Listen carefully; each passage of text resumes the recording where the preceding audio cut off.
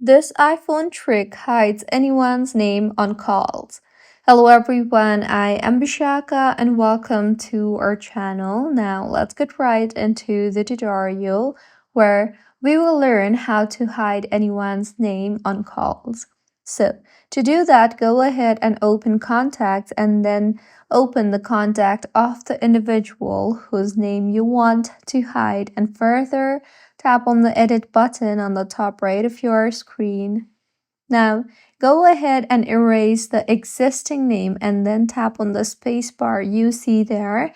And finally, tap on the done button. And with this, as you can see, the name does not appear here. And even when they try to call you, their name will appear as blank. So, this is how you can hide someone's name on calls. If you find this tutorial helpful, please like the video and do comment if you have any queries.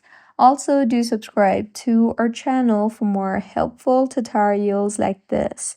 See you on the next one.